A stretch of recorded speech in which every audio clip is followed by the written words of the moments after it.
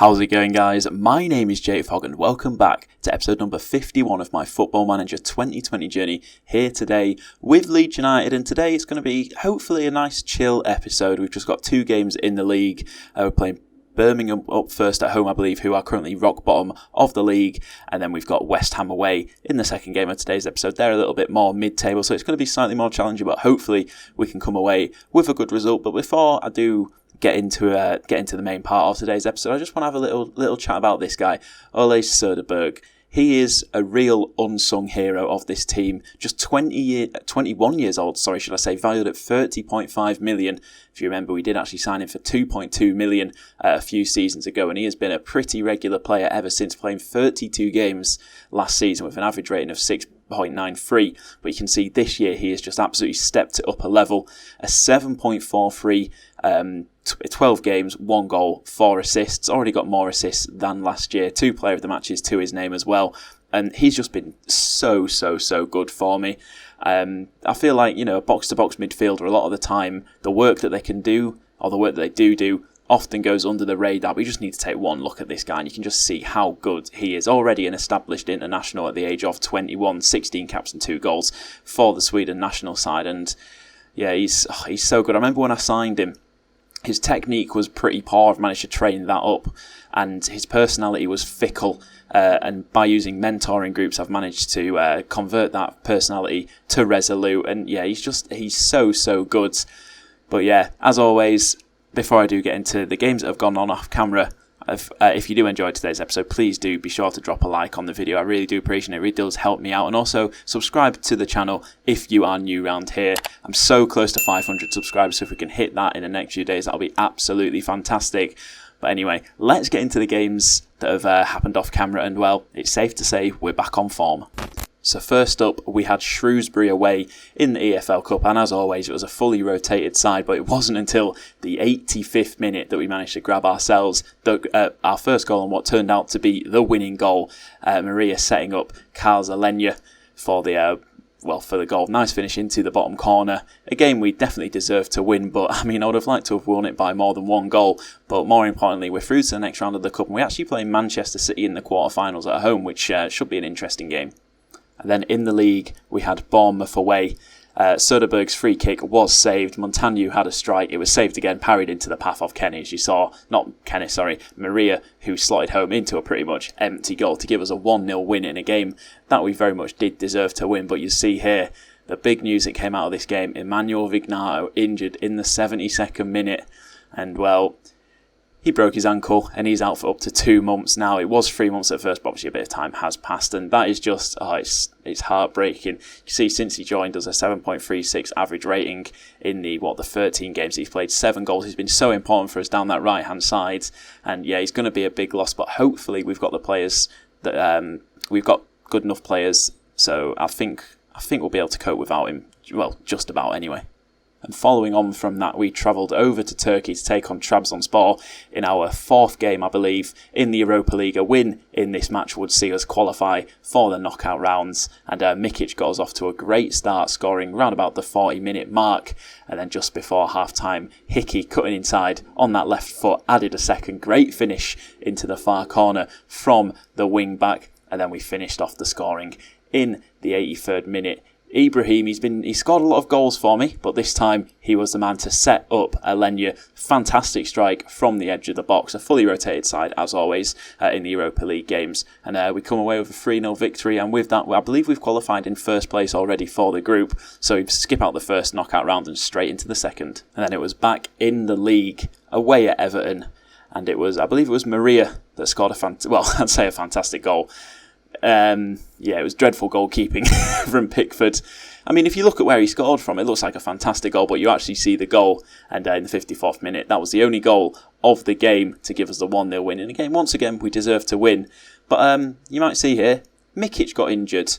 He's just about back to fitness now, but obviously he was my right winger to replace Vignato, who also got injured, which was, well, very, very annoying, but fortunately it wasn't too bad. Sprained ankle ligaments. It happened just before an international break, so fortunately the majority of the time that he's been out for, there's been no games anyway, so we've not really felt his absence.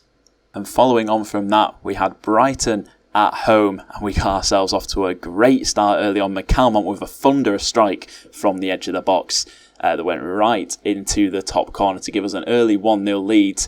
And then there were no more goals until the 88th minute, where Davis pulled it back and Montagno slotted the ball into the bottom corner to give us a fantastic 2-0 win in a game. Once again, look at that, Brighton only managed 2 shots all game. But once again, we've got injury news. Calvin Phillips this time, he's out for up to 3 weeks, which is so annoying, so annoying. I just hope that this doesn't become a recurring theme. The injuries are becoming a little bit of a problem, and hopefully they'll stop, basically. And last but not least, we have our penultimate game of the Europa League group stages at home to Feyenoord. Once again, a fully rotated side, and the boy Kelvin Ibrahim put home a Kelvin cross to give us a nice early lead, which we doubled not long after a great run from Davis down the right-hand side. Poor clearance from the defender, and Iribarren was on hand to slot it home into an empty net to give us a nice 2-0 lead going into the break. Then more good work from Davis down the right-hand side, set up Galeno for a nice header into the bottom corner on the just on the hour mark. Obviously Galeno currently our starting right winger because everyone else is injured. And then Kelvin finished off the scoring with a great strike into the bottom corner with just 10 minutes left in the game, and that was complete and utter domination. Once again, as always, rotated side in the Europa League. And I mean, we've flown through this Europa League. It's been phenomenal. Some of our performances have been great, and that's the last game that we played off camera. And you may notice in the 6 games that I've played, not a single goal conceded. I mean, it's just ridiculous at this point. You can see we've only conceded 1 goal in the Europa League. We've played 5, won 5, scored 13, conceded 1. We've already qualified in first place. So like I said before, we do go straight into the second knockout round. And with regards to the Premier League standings, everyone else has already played their games, meaning we are currently in 3rd place. But before this round of fixtures, we were actually sat top of the table, 1 point ahead of Arsenal. Only lost 2 games and won 11. And if you just have a little look down here, Yuri Pavlenka is leading the Golden Glove race with 11 clean sheets in 13 appearances. Donnarumma actually not that far behind him with 9, and then Matt Ryan in 3rd place with 6. Just goes to show how ridiculous it is that Pavlenka's got 11 clean sheets already. I think last season, the Golden Glove winner, can I see it? I'm not sure if I can see it. If I look at the award winners, where is it? Do I have Golden Glove? So let's see. Last year, Alex Meret kept 21 clean sheets, which seems to be the max, but 21-16, 21-19. So if it's a year like 2019-20, Pavlenka's 5 clean sheets away from potentially winning the Golden Glove. But obviously over the last few seasons it has been a little bit higher, and there's still a long way to go. And I'm more focused on how we actually do in the league, not how Pavlenka does in the Golden Glove race. But anyway, let's just get into this first game. Like I said, we do have Birmingham at home. We're in great form. Birmingham are in not so great form, although they did manage to win their last game. But you can see if we scroll down to the bottom of the table, they are currently sat bottom with 6 points from the first 13 games. So I'm hoping that we can pile on the misery here. Just have a little look at what the lineup is that my assistant has selected for me. I'm pretty happy with it, apart from Montagno. You are going to be going up top. And then we'll bring Iribarren onto the bench as well. Or do I want to start Iribarren? He's been playing quite well recently. You know what? I'm going to start Iribarren. He's done very, very well in the cup matches when he has played. So it only seems fair to give him another shot in the league. He's been very unfortunate. I think he's started 1 game also. Yeah, he's started 1 game and come off the bench 3 times this season. I still love him at 19 years old. Still got a long way to develop. And already he is a very, very nice player. Those mentals are phenomenal. But I'm happy with the team. And let's just get into the game, and hopefully we can just absolutely smash Birmingham. And I'm just gonna tell them I fully expect you. Wait, where are we going? Carry straight on where you left off from the last match. As they are playing with 2 strikers, I'm going to switch Kenny to the halfback role just to try and give us a little bit more defensive stability up against the 2 strikers. We are going 2D for this game. It's not a special enough occasion to go with the 3D highlights, but let's just see, as the first highlight of the game is currently going on nearly 10 minutes into the game. Birmingham have possession, but that is a loose ball inside, and Soderberg, we talked about him at the start of the episode, intercepts and he drives forward, but then he actually loses the ball, but he's putting the pressure on. What a player. I love him so much. And this is a dangerous game for Birmingham to be playing, and that's a poor ball, and the roller's going to nip in. He's driving forward, tries to find Montagno in the middle, but Holding is there to clear it. But we just get the ball back again with Bastoni at the back. Iribarren finds Maria on this left-hand side. Galeno, Söderberg, and Söderberg hits the volley just wide of the post, but the early signs are good. That was a very, very nice little move that we put together. Constant pressure on Birmingham, which is what we love to see, and managed to just pick up on any little mistakes that they made. As Davis now driving forward goes for a shot, and well, that was that was pretty rubbish. But look at these stats. First 20 minutes we've had 11 shots. Birmingham have had absolutely nothing. They do not know what to do. Montagno at the far post heads it just over the bar, and that's a few decent opportunities that we've had already, and I'd prefer if sooner rather than later we were to actually put one of these opportunities away. As now Birmingham have a free kick as it is headed clear. Maria picks up the loose ball, and he's got room to run. He's going to drive forward. He's probably going to cut inside, is he? He is, and he has a shot. And once again, it's a poor finish. It was a good little move, nice little run, but unfortunately could not apply the finish. And with 5 minutes left to go in this half, how on earth are we not leading? This has been a pretty dreadful attacking performance. Birmingham did manage to get themselves a shot in late on. I'm just going to tell them I'm not happy with the way things are going, because we could easily be 2-3, even 4-0 up. I was hoping for a kind of a Villa-esque performance when we beat them 8-0, but so far not really been anything to write home about. Montagno's not having the best game up top, and it's probably about time that I start making some changes. Let's get Garcia on up top, and then in midfield we're going to take off Iribarren. He's just unfortunately not done what I was hoping of him. Get Bogus in that midfield role, and hopefully we can spark something, a little bit of magic, just get ourselves on the score sheet. Maria shoots, Maria finds the back of the net, a great little finish into the bottom corner for his third goal of the season, assisted by none other than Alphonso Davies, another fantastic player at left wing back. Was that an assist straight from a throw-in? It was. Great little bit of work, good touch from Maria to set himself in a nice finish into the bottom corner. And now, well, with the way things are going, I'm sure Birmingham are going to score now, considering we've conceded 6 goals all season. It's a good save from Pavlenka, a nice free kick there, as the highlight is actually going to continue here, and the question is, are we going to spring a quick little attack, building from the back? Bogus driving forward with his fresh legs, finds his central midfielder partner of Söderberg, who kind of loses it, but Bogus gets the loose ball. Now Maria on the ball, driving through the middle. It's nearly a very nice ball, but Galeno gets possession back, goes to Bastoni, Kenny, Bogus, Söderberg, back to Bogus. Can he find a magic ball? Can he drive himself? Finds Davis on this left-hand side, up from wing-back, pulls it back to Bogus, the substitute on off the bench for his 4th goal of the season. And just like that, we find ourselves 2 goals in the lead with 15 minutes to go against bottom of the league. We're at home. Surely nothing can go wrong from here. Famous last words, as I might take... do I have anyone that can play? I might take off Galeno. And do I want to take off Galeno? I don't really... I kind of need to, because... No, you know what? I'm just going to leave it as it is. I don't really want to change anything. I'm happy with how things are going. We've got a week rest until the next game. I can't get my words out. As Bogus, is he going to add a second? That's a poor finish after a nice little run inside, but only 5 minutes left in the game, and it's looking like we are going to be walking away with this one with yet another clean sheet and all 3 points in the bag as time ticks away. And there we go. Birmingham, absolutely no match for us in a game that we have completely dominated. Very pleased with the result and your performance. And there we go, back to the top of the league after a 2-0 win against Birmingham. You love to see it. That makes it 12 wins, 12 clean sheets. This is mind-blowing. Anyway, West Ham in a week, and I'll see you for that one. Okay, and we are back for our second and final game of today's episode. Away at West Ham, as you see, sat in 9th position, so not having a bad season, but we're just having an absolutely outrageous season. And with regards to the lineup, I'm probably just going to bring in Bogus, and apart from that, I think everything probably will stay the same. Yeah, apart from I'm going to get France off the bench just because I'd rather have Ibrahim on the bench, just in case.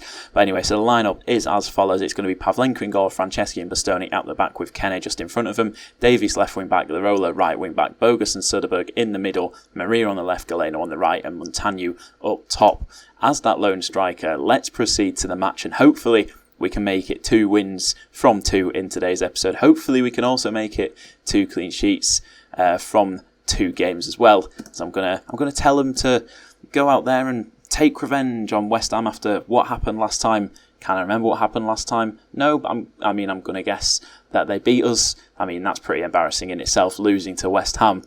But just 5 minutes into the game, we've got our first highlight. Davies coming down the left wing, and he has been tackled, but the clearance only goes as far as Franceschi, and we just take control of possession once again. And Bastoni elects to go all the way back to Pavlenka. Plays it forward to Franceschi, and this is what we like to see, just patient build-up play. Wait for that opening. Soderberg, great ball out to the roller on this right-hand side. Pulls it back to Galeno, inside to Soderberg. Finds Kene to Bogus, Montagnu, Maria, Davis. This is fantastic. We've got... Oh my God. Oh dear, oh dear, oh dear. I mean, I was about to say we've got to score after the end of that move, and well, we have scored, but it's not quite come as I expected it to. You can see here Davis shoots, hits the post, the keeper's dived. Oh, that is so unfortunate. I must feel bad for the West Ham keeper there. That's going to go down as an own goal because the ball has hit the post and it's bounced off his back and found its way into the back of the net. Oh dear, oh dear, oh dear. As Felipe Anderson is over the free kick for West Ham. I thought that was going to be a goal for West Ham. I thought they were going to break this new little run of clean sheets that we are making, which obviously got ruined by Spurs and Arsenal by both putting 3 goals past us in consecutive league matches. What a dark time that was. But 35 minutes in, and there's another highlight. Straight from the goal kick, we play it out. Franceschi is on the ball now. Goes out left. Alphonso Davies up the wing. He's got a man with him. Can he take it past him? He cannot. I'm assuming that's Daniel James. Might not be. But we keep the ball anyway. Soderberg on it now. Plays the safe option back to Kenny. And that's a fantastic ball from Bogus out to the roller on the right-hand side. Tries to find a man in the mid. I mean, that was... that was one of the weakest efforts I've ever seen from Bogus, but part of me for a second then thought that was just going to be rolling into the bottom corner. But as half-time is very, very quickly approaching here, and just like that, there we are, just the 1 goal separates the sides so far. The own goal from the West Ham goalkeeper. And I'm just going to say I'm pleased with how things are going. Keep it up, because we're playing well. We've limited West Ham to only 4 shots. They've had just over 30% possession, and hopefully we can add to the tally. There's a ball looking for Montagnu, but he loses out. But Montagnu picks up the loose ball, goes into the middle. It's headed clear. Felipe Anderson goes back to Diaz. Pressure by Galeno, nicks it off him. And that was a fantastic opportunity for Galeno to just solidify our lead a little bit. But unfortunately, the shot was weak. It was straight at the goalkeeper. And now Fornals on it.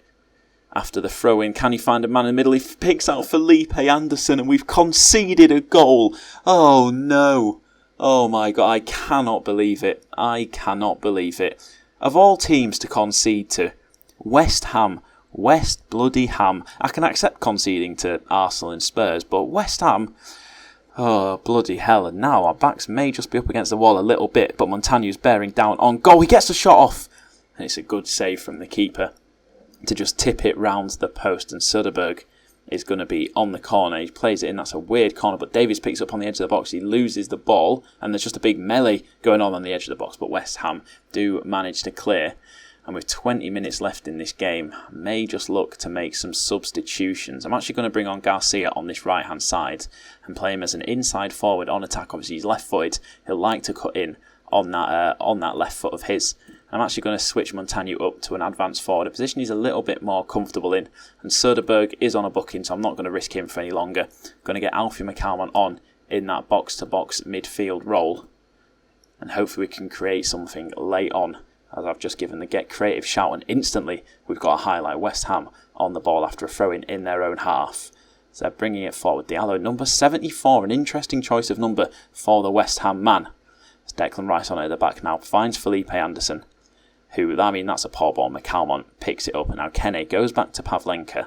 And are we going to spring a little counter-attack here? I mean, can't really counter-attack, all their defenders are back, but Alphonso Davies is going to drive. He's got room to run, and he can run for days. He takes it past the number 74. McCalmont, Montagnu. Oh my God, what a strike that was from McCalmont. That genuinely blew me away a little bit. That was a great strike. I think that did it hit the post? Did it hit the bar? Did it hit both? We'll watch it again in 3D. He volleys it. What a strike that is, off the post. And Montagnu does what he does well. Finds himself in the right position at the right time and slots home into an empty net. Just like that, we have our lead back, and there's not very long left in this game. Just a few minutes before we find out how much added time. There's going to be 4 minutes of added time. No more highlights, and I am happy as time is ticking away. And there we go. We win again. 2-1 against West Ham. Unfortunately, we've conceded, but yeah, we were pretty good in that game, weren't we? 2-1 win. Well deserved. I'm just going to say, oh shit, I didn't mean to say that I'm not happy with your performance out there. I was fairly happy, but we come away with the win, and that keeps our place at top of the table. You truly love to see it. How's Mahoney Wilkes doing? Oh, he played 83 minutes and he didn't score. Update on Mahoney Wilkes, by the way, his goal scoring has dried up a little bit. He's only got 9 goals in 21 games now. As Worth raises Davies' fitness concern, he's always a little jaded and could do with a rest, which is very frustrating. But anyway, so for the next episode, I'll probably come back mid-January-ish, maybe. I don't know. Like I did this time, I'm just going to kind of play through and see where it makes sense to come back. But yeah, like I said, probably be around mid-January. Maybe Wolves and Arsenal, that might be a good one to do. Burnley, Manchester City. Who knows? But anyway, that is where I'm going to finish off today's episode. As always, thank you for watching. If you have enjoyed, please do be sure to leave a like on the video. Subscribe to the channel if you are new around here, and I'll catch you in the next episode.